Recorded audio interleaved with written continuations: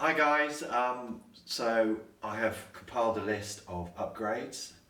I was planning to get to about £100, but I've gone overboard as though I'm going to be using it at home, and I've actually got up to about £200. But the main expense was changing the volume pot. I've gone for a TKD 50K 2CP2511. So you don't have to go that extreme, but I mean obviously the volume control is the most important part. So I'm going to change the components on the board first. So if you're looking at the board, you'll see that on this side there is no solder tabs here, so that's good, because if you've got solder tabs both sides, when you're desoldering, it's a nightmare, because you might desolder one side but you might not have done the other side.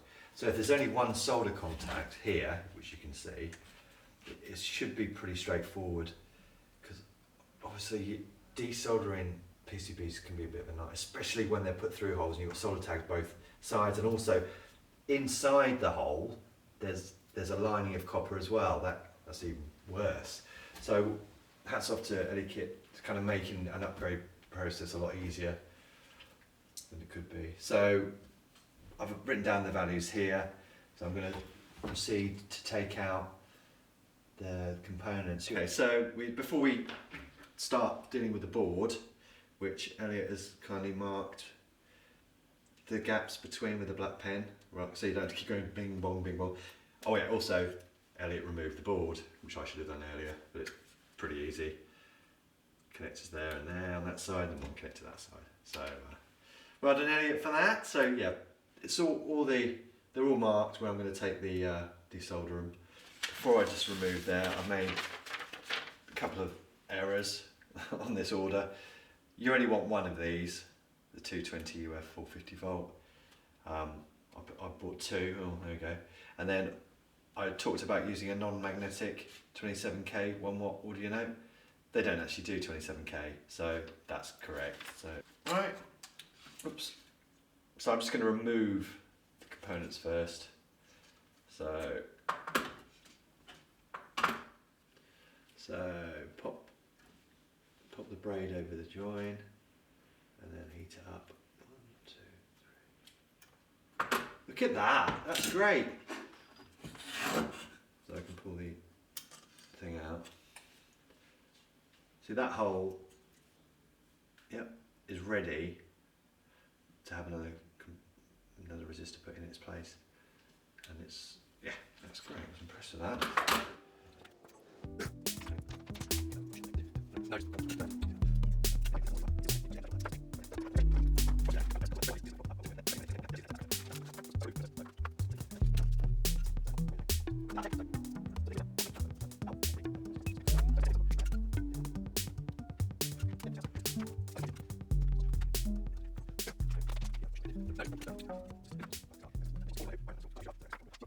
So I've removed all the components.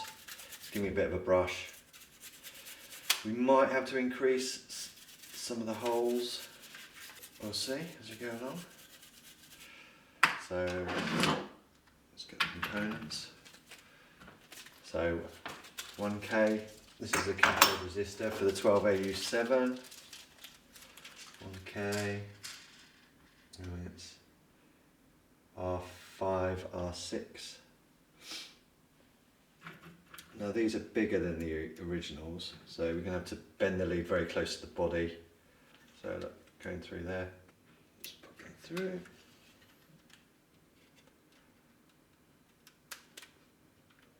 That's fine.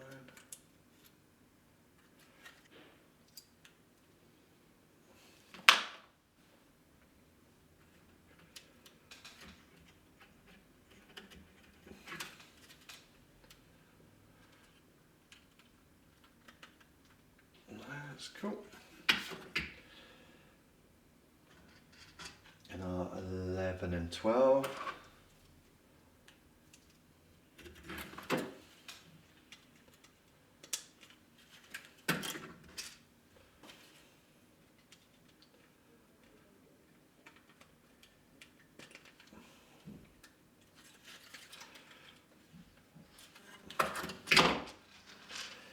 let's do the caps. So we're doing C1, C2, C5, C6. These are the cathode caps.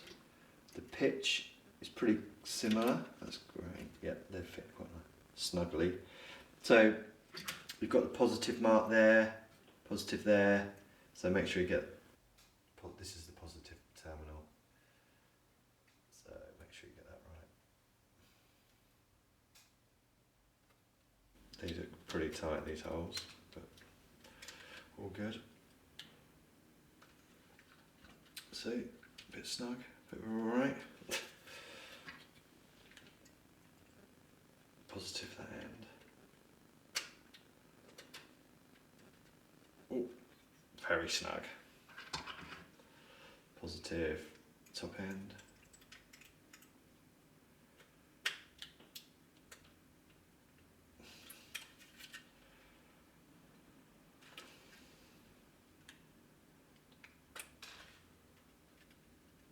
So you have to really make sure you've got rid of a load of the solder, because the hole will get covered by just a little bit of solder and you won't be able to push these in. Positive that end.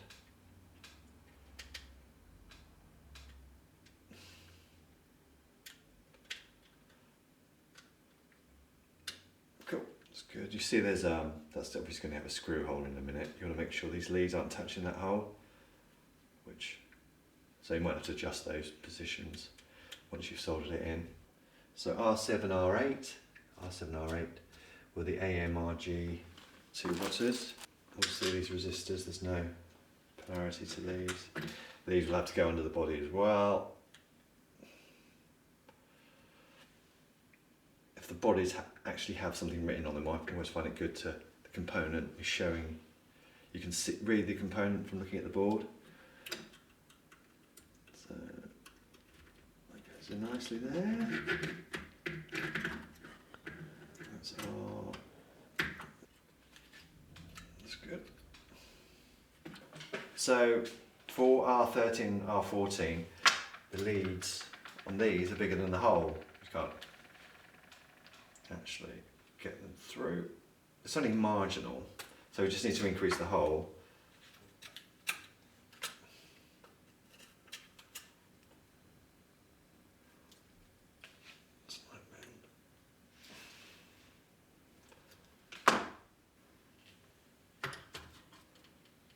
Cool, that's all good. What else have we got?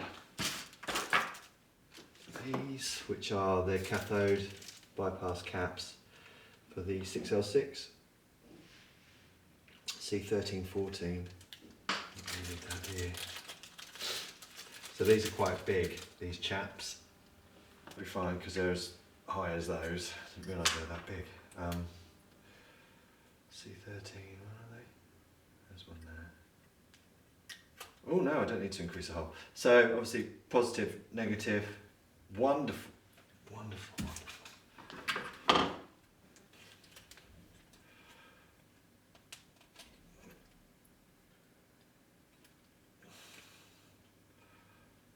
Okay, brilliant. And then we've got ZNs, they're not directional, so they go either way around. It's really easy, that one.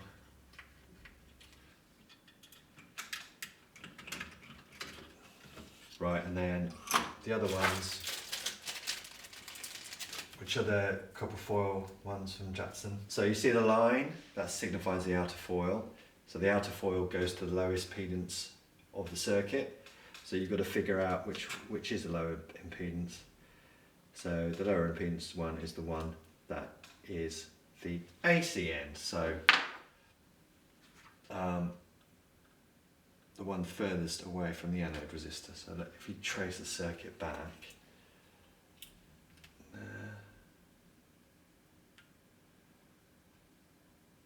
you can see it. So it's going to the R7, and R7 is the anode resistor. So you can see a track that goes up through the middle of the tube, there and there. So this end is the bit that hasn't got the line in.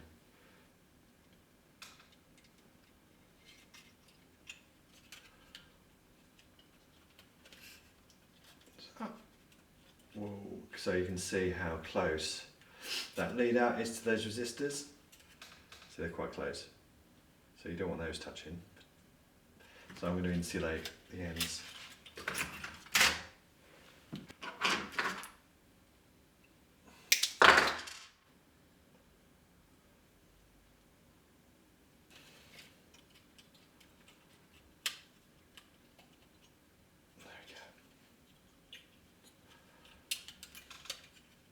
Do the same at the other end. But before we do any of this soldering, I just want to make sure it fits on the board again.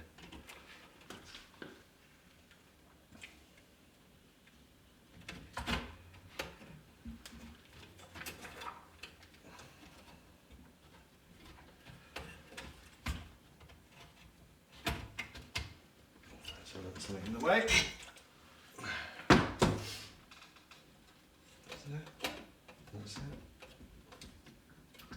That's good.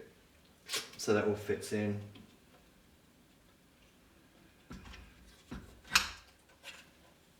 Quite nicely. So we're going to solder up these leads quickly.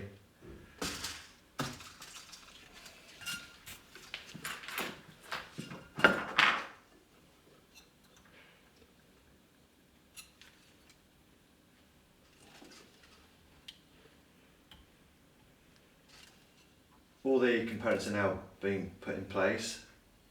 Not too bad of a squeeze. There were a couple of points where, as I was pushing the component through, I'd actually lifted the track.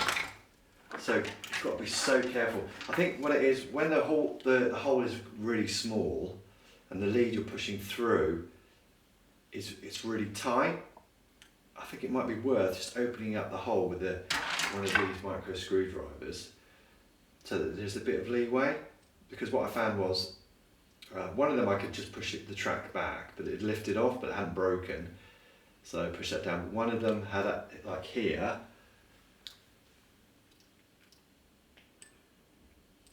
had come off from the lead. So I need to do an external kind of join with a bit of wire on that, because I'm pretty sure it's not connected. No, it is connected. So yeah, you see what I mean? So I think it is worth just opening up the holes. After you've cleaned it up, got rid of all the solder, get your component and see, oh, that's a bit tight. Just open it up a bit with a screwdriver and you shouldn't have any issues with that. But there you go. That looks quite cool actually, all these lovely bits. I'm debating whether I can actually get, because this is where the volume control will sit. It's going to be too tight. So I think I might go, well anyway, we'll talk about that in a minute.